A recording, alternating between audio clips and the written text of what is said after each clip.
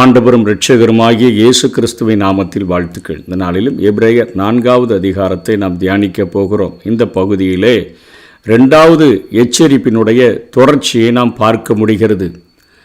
ஆனபடியினாலே என்று 4வது அதிகாரத்தின் முதல் வசனத்தை தொடங்குகிற எபிரேய ஆக்கியோன் 3வது அதிகாரத்தின் கடைசி வசனத்தில் ஆதலால் அவிசுவாசத்தினாலே அவர்கள் அதில் பிரவேசிக்க கூடாமற் போனார்கள் என்று பார்க்கிறோம். இந்த அவிசுவாசத்தினாலே கானானுக்குள்ளே பிரவேசிக்க முடியாமற் போனார்கள் என்று சொல்லுகிற காரியத்தை எடுத்து இஸ்ரவேலிலே பழக்கப்பட்ட ஒரு வார்த்தையை பயன்படுத்தி இங்கே 2வது எச்சரிப்பை மீண்டும் அவர் தொடர்கிறதை பார்க்க முடிகிறது. இளைப்பாறுகிற காலம் என்கிற கிரேக்க வார்த்தை, அதாவது சபட் டிஸ்மோஸ் என்று சொல்லக்கூடிய அந்த கிரேக்க வார்த்தை இளைப்பாறுகிற காலம் என்றால் அவர்களுக்கு நன்றாக தெரியும். இஸ்ரவேலிலே 3 விதமான இளைப்பாறுதல்களை குறித்து அவர்கள் கேள்விப்பட்டிருந்தார்கள். அதிலே முதல் காரியத்தை இங்கே சொல்லுகிறார் 4வது வசனத்தில். மேலும் தேவன் தம்முடைய கிரியைகளை எல்லாம் முடித்து 7ஆம் நாளிலே ஓய்ந்திருந்தார் என்று 7ஆம் நாளை குறித்து ஓரிடத்தில் சொல்லி இருக்கிறார் என்று சொல்லி, ஆண்டவர் உங்களுக்கு இளைப்பாறுதலை வாக்கருளி இருக்கிறார். உங்களுடைய கீழ்ப்படியாமையினாலே, உங்களுடைய அவிசுவாசத்தினாலே அதை இழந்து போகக்கூடாது என்று சொல்லுகிறவர் இங்கே ஓய்வு நாளை முதல்ல அவர்களுக்கு சொல்லுகிறார். இளைப்பாறுதல் என்றால் என்ன? அந்த நாளிலே தேவன் தன்னுடைய கிரியைகளை எல்லாம் முடித்து ஓய்ந்திருந்தாரே, அதை யாத்திராகமும் 20வது அதிகாரம் 8ஆம் வசனத்திலிருந்து 11வது வசனம் வரையிலும் பார்க்கிறோம். அந்த நாளிலே நீ வேலை செய்யக்கூடாது, உன் குமாரர் வேலை செய்யக்கூடாது, உன் குமாரத்திகள் வேலை செய்யக்கூடாது, உன் வீட்டில் இருக்கக்கூடிய அந்நியர்கள் வேலை செய்யக்கூடாது, உன்னுடைய வேலைக்காரர்கள் வேலை செய்யக்கூடாது, வேலைக்காரிகள், மிருக ஜீவன்கள், எந்த ஒரு காரியமும் ஒரு வேலையும் நடக்காமல் நீ இளைப்பாற வேண்டும் என்கிற காரியத்தை அங்கே ஆண்டவர் சொல்லியிருந்தாரே, அந்த காரியத்தை இங்கே எபிரேய ஆக்கியோன் அவர்களுக்கு நினைவுபடுத்துகிறார். முதல் இளைப்பாறுதல். 2வது இளைப்பாறுதல் இங்கே 8வது வசனத்திலே நினைவுபடுத்துகிறார். யோசுவா அவர்களை இளைப்பாறுதலுக்குட்படுத்தி இருந்தால் பின்பு அவர் வேறொரு நாளை குறித்து சொல்லியிருக்க மாட்டாரே. அதாவது எகிப்தின் அடிமைத்தனத்திலிருந்து புறப்பட்டு வந்த ஜனங்கள் 40 வருஷ காலம் வனாந்தரத்தில் நடந்த பின்பு அநேக யுத்தங்களை செய்து வெற்றி கண்டு கானானிலே இடங்களை பிரித்து இஸ்ரவேல் ஜனங்களுக்கு வழங்கி இருந்த யோசுவா இளைப்பாறுதல், முழுமையான இளைப்பாறுதலை கொடுக்கவில்லை என்று சொல்லுகிறார். ஆகவே யோசுவாவை விட பெரிய ஒருவர் இயேசு கிறிஸ்து இருக்கிறாரே, அவர்தான் நமக்கு இளைப்பாறுதலை தர முடியும். அவர்தான் இந்த பூமியிலே வாழ்ந்த பொழுது வருத்தப்பட்டு பாரம் சுமக்கிறவர்களே, நீங்கள் எல்லாரும் என்னிடத்தில் வாருங்கள், நான் உங்களுக்கு இளைப்பாறுதல் தருவேன். அந்த அழைப்பை கேட்டு நம்ம அவரிடத்தில் வரும்பொழுது இளைப்பாறுதலுக்குள் பிரவேசிக்கிறோம். ஒரு வீட்டினுடைய ஒரு வாசலில் நாம் நுழைகிற ஒரு அனுபவம் போல இளைப்பாறுதலுக்குள்ளாக நாம் அந்த என்ட்ரன்ஸில் நுழைகிறோம். அந்த இளைப்பாறுதலை முழுமையாக நாம் அனுபவிக்க வேண்டும் என்று சொன்னால் நம்முடைய வாழ்க்கை ஓட்டத்திலே, விசுவாச ஓட்ட பயணத்திலே நாம் அவிசுவாசமின்றி கீழ்ப்படிதலோடு கூட நாம் வாழும்படியாகத்தான் இந்த காரியத்தை, இந்த 3 இளைப்பாறுதலை அவர்களுக்கு பழக்கப்பட்ட அந்த இளைப்பாறுதலை குறித்து 3வது இளைப்பாறுதலை தாவீது சொல்லுகிறார் என்று சொல்லி அங்கே சங்கீதம் 95 எடுத்து அவர் எழுதுகிறதை பார்க்கிறோம். இன்று அவருடைய சத்தத்தை கேட்பீர்களாகில் உங்கள் இருதயங்களை கடினப்படுத்தாதீர்கள் என்று வெகு காலத்திற்கு பின்பு தாவீதின் சங்கீதத்திலே சொல்லி இருக்கிறபடி இன்று என்று சொல்வதனாலே பின்னும் ஒரு நாளை குறித்திருக்கிறார் என்று 7வது வசனத்தில் 3வது இளைப்பாறுதலை நினைவுபடுத்தி இங்கே உங்களுடைய இருதயத்தை கடினப்படுத்தாதிருங்கள், அவிசுவாசம் உள்ள ஒரு பொல்லாத இருதயம் உங்களுக்குள்ள இருக்கக்கூடாது என்று சொல்லி இங்கே பேசுகிறார். 9ஆம் வசனத்தில் தேவனுடைய ஜனங்களுக்கு இளைப்பாறுகிற காலம் இனி வருகிறதா இருக்கிறது. அதாவது இளைப்பாறுதலுக்குள்ள நம்ம பிரவேசித்திருக்கிறோமே ஒழிய முழுமையான இளைப்பாறுதலை நம்ம இன்னும் அனுபவிக்கலை. இஸ்ரவேல் ஜனங்கள் கானானை சுதந்திரித்து கொண்டாலும் கூட தொடர்ச்சியாக அவருடைய வாழ்க்கையில் அவர்கள் கீழ்ப்படியாமல் போகும் பொழுது தொடர் யுத்தங்களை அவர்கள் சந்திக்க நேர்ந்தது. அவிசுவாசத்தின் நிமித்தமும் கீழ்ப்படியாமை நிமித்தமும் தொடர்ந்து அவருடைய வாழ்க்கையிலே போராட்டங்கள் வந்து கொண்டிருந்தது. ஆகவே நம்முடைய வாழ்க்கையிலும் நாம் அவிசுவாசமின்றி கீழ்ப்படிதலோடு கூட வாழ வேண்டும் என்பதற்காக இந்த எச்சரிப்பின் தொடர்ச்சியை இந்த அதிகாரத்திலே இங்கே எபிரேயர் தொடர்கிறார். ஆகையால் அந்த திருஷ்டாந்தத்தின்படி ஒருவனாகிலும் கீழ்ப்படியாமையினாலே விழுந்து போகாதபடிக்கு நாம் இந்த இளைப்பாறுதலில் பிரவேசிக்க ஜாக்கிரதையாக இருக்க கடவும். நமக்கு பரம கானான் வாக்களிக்கப்பட்டிருக்கிறது, அல்லது பரலோக ராஜ்யம் நமக்கு வாக்களிக்கப்பட்டிருக்கிறது.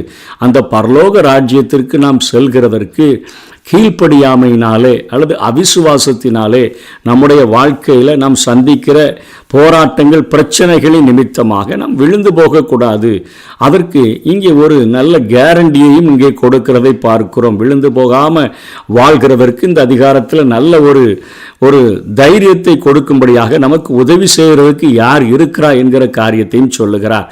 இன்றைக்கி ஒருவேளை நம்ம ஆழமாக சத்தியத்தை நாம் கேட்காமல் இருந்தோன்னு சொன்னால் நாங்கள் என்னங்க பாவம் செய்கிறோம் அப்படின்னு சொல்லிடுவோம். ஏன்னா 2ஆம் வசனத்தில் ஏனெனில் சுவிசேஷம் அவர்களுக்கு அறிவிக்கப்பட்டது போல நமக்கும் அறிவிக்கப்பட்டது, நமக்கும் சொல்லப்பட்டிருக்குது. கேட்டவர்கள் விசுவாசம் இல்லாமல் கேட்டபடினாலே, ஏதோ கதை கேட்குற மாதிரி கேட்டபடினாலே அவர்கள் கேட்ட வசனம் அவர்களுக்கு பிரயோஜனப்படவில்லை. இந்த வசனம் என்ன செய்யணும் அப்படிங்கிறத அவர் இங்கே 12வது வசனத்தில் சொல்லுகிறார். வசனங்கள் நாம் கேள்விப்படும் பொழுது, வசனங்கள் நமக்குள்ளாக நம்முடைய இருதயத்துக்குள்ளாக நுழையும் போது அது என்ன காரியத்தை செய்யணும்னா, தேவனுடைய வார்த்தையானது ஜீவனும் வல்லமையும் உள்ளதாயும், அது எப்போவுமே ஜீவனும் வல்லமை உள்ளதாயும் தான் இருக்குது. நாம் கேட்கிறவங்கள்ட்ட தான் குறைகள் காணப்படுகிறது. நாம் தியானிக்கிற நம்மிடத்தில், கேட்கிற நம்மிடத்தில் விசுவாசத்தோடு கேட்டோன்னு சொன்னால் அந்த வசனம் ஜீவனும் வல்லமையும் உள்ளதாயும் இருபுறமும் கருக்குள்ள எந்த பட்டயத்திலும் கருக்கானதாயும் ஆத்துமாவையும் ஆவியையும் கணுக்களையும் ஊனையும் பிரிக்கத்தக்கதாக உருவ குத்துகிறதாயும் இருதயத்தின் நினைவுகளையும் யோசனைகளையும் வகையறுக்கிறதாயும் இருக்கிறது. நம்முடைய உள்ளான மனுஷனில் காணப்படுகிற பாவங்களை எந்த ஒரு மனிதனும் பார்த்து நம்ம எச்சரிக்க முடியாது. ஆனால் தேவனுடைய வசனம் பட்சபாதம் இல்லாமல், அது எவ்வளோ பெரிய ஆளாக இருந்தாலும் சரி, எவ்வளவு தாழ்ந்த நிலைமையில் உள்ளவனாக இருந்தாலும் சரி, அந்த வசனங்கள் இருதயத்தின் நினைவுகளை யோசனைகளை எல்லாம் அப்படியே குத்தி தனித்தனியாக ஊனுதனியாக, அது ஆத்துமா கருக்காக, எந்த பட்டயத்திலும் கருக்கானது ஆத்துமா ஆவி கணுக்கள் ஊன் எல்லாவற்றையும் தனித்தனியாக பிரித்து உள்ளான மனுஷனில் நம்ம எந்த நிலைமையில் காணப்படுகிறோம் என்பதை அது காட்டக்கூடியதாக இருக்கிறது. அவருடைய பார்வைக்கு மறைவான சிருஷ்டி ஒன்றுமில்லை. அவருக்கு உன் இருதயத்தினுடைய காரியங்கள் எல்லாம் தெரியும்.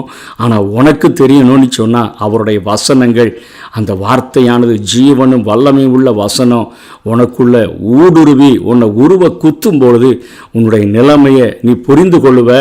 அதனால் நம்ம அவருக்கு கணக்கு ஒப்புவிக்கணுமே அப்படிங்கிற காரியத்தில் நீ அந்த வசனங்களுக்கு கீழ்ப்படிந்து விசுவாசத்தோடு கூட வாழ வேண்டும் என்று சொல்லுகிறார். அதனால தான் அவருடைய கண்களுக்கு முன்பாக நிர்வாணமும் வெளியரங்கமுமாக இருக்கிறது. அவருக்கே நாம் கணக்கு ஒப்புவிக்க வேண்டும். உள்ளான மனுஷனில் காணப்படுகிற எல்லா பலவீனங்களையும் நாம் அறிக்கையிடுகிறவர்களாக, பாவ அறிக்கை செய்கிறவர்களாக, இத்தனை அருவருப்பான சூழ்நிலையில் தான் நாங்கள் இன்னும் இருக்கிறோமா, உள்ளான மனுஷனில் வல்லமையாய் பலப்படணுமேனு சொல்லி நம்மை ஒவ்வொரு நாளும் ஆராய்ந்து பார்த்து அந்த முழுமையான இளைப்பாறுதலை பெறுகிறதற்கு, அதாவது ஓய்வு நாளின் இளைப்பாறுதலை பார்க்கிலும் யோசுவா கொடுத்த இளைப்பாறுதலை பார்க்கிலும் குமாரனாகிய கிறிஸ்து கொடுக்க போகிற அந்த முழுமையான இளைப்பாறுதலை பெற்றுக்கொள்ளக்கூடிய நம்ம இத்தனை ஜாக்கிரதை உள்ளவர்களாக, நம்முடைய உள்ளான மனிதனை நாம் சரிபடுத்தி வாழக்கூடியவர்களாக, அதற்கு உதவி செய்கிற வசனத்துக்கு கீழ்ப்படிந்து விசுவாசத்தோடு கூட வாழத்தக்கதாக எபிரேயர் எச்சரிக்கிறார். அதற்கு கீழே அது யார் நமக்கு உதவி செய்கிறார் என்றும் சொல்லுகிறார். எபிரேயர்களுடைய நாட்களிலே இயேசு கிறிஸ்து வருகிறதற்கு ஒரு 1400 ஆண்டுகள் வரையிலும் கண்களினாலே அவர்கள் பிரதான ஆசாரியர்களை பார்த்தார்கள். ஆசாரியர்களும் இவர்களுக்கு உதவி செய்கிறதற்கு இருந்தார்கள். பிரதான ஆசாரியனும் வருஷத்துக்கு ஒரு முறை அங்கே மகா பரிசுத்த ஸ்தலத்தில் பிரவேசித்து தனக்காகவும் பலவீனத்தோடு வேதனைகளோடு எதிர்பார்ப்போடு கஷ்டத்தோடு வந்து நின்ற ஜனங்களுக்கு தேவனுடைய வார்த்தையை அவன் தேவனிடத்தில் வெளிப்படுத்தி அவர் கொடுக்கிற ஆறுதலான வார்த்தைகளை அவர்களுக்கு சொல்லக்கூடிய பிரதான ஆசாரியன் கண்களினால் பார்க்கக்கூடிய ஒருவன் இருந்தார். இயேசு கிறிஸ்து வாழ்ந்த பொழுதும் கூட அங்கே காய்பா என்கிற ஒரு பிரதான ஆசாரியன் இருந்தான். அவரை விசாரிப்பதற்கு அழைத்து சென்றதையெல்லாம் நாம் சுவிசேஷ நூல்களிலே கற்றிருக்கிறோம். இப்பொழுது ரட்சிக்கப்பட்ட கிறிஸ்தவர்களுக்கு இப்போ யார் பிரதான ஆசாரியன் என்கிற கேள்வி உருவாயிற்று. அன்றைக்கு மாம்சத்தின்படி கண்களினால் காண்கிற பிரதான ஆசாரியர்கள் இருந்தார்களே, இன்றைக்கு பிரதான ஆசாரியர் இல்லையே. எங்களுக்காக பிதாவின் சன்னிதானத்தில் எங்களுடைய பாவங்களுக்காக, எங்களுடைய பலவீனங்களுக்காக, எங்களுடைய பிரச்சனைகளுக்காக, எங்களுடைய வேதனைகளுக்காக, எங்களுடைய சோதனைகளுக்காக யார் வேண்டுதல் செய்வா அப்படிங்கிற குழப்பம் இருந்த பொழுது இங்கே எவரே ஆக்கியோன் அதற்கு விடையைத்தான் 14வது வசனத்திலிருந்து சொல்லுகிறார். என்ன சொல்றாரு? வானங்களின் வழியாய் பரலோகத்திற்கு போன இங்கே இருக்கிற பிரதான ஆசாரியனாவது இங்கே இருக்கக்கூடிய அவன் அந்த முதல் பிரகாரத்தை கடந்து பரிசுத்த ஸ்தலத்தை கடந்து மகா பரிசுத்த ஸ்தலத்தில் பிரவேசித்து கிருபாசன தண்டையில் நின்று கொண்டுதான் அவன் உங்களுக்கு வேண்டுதலை செய்வான். அங்கே இருந்து தேவனுடைய சத்தத்தை கேட்டு வெளியே இருக்கிற ஜனக்கூட்டங்களுக்கும் அவன் தனக்கும் காரியங்களை எடுத்துக்கொள்ளுவான். ஆனால் நமக்கு இருக்கிற பிரதான ஆசாரியரோ எபிரேயரே, கிறிஸ்தவர்களாய் மாற்றப்பட்டிருக்கிறவர்களே, கிறிஸ்துவை பின்பற்றுகிறவர்களே, இன்றைக்கு நமக்கும் சேர்த்து தான் சொல்லுகிறார்.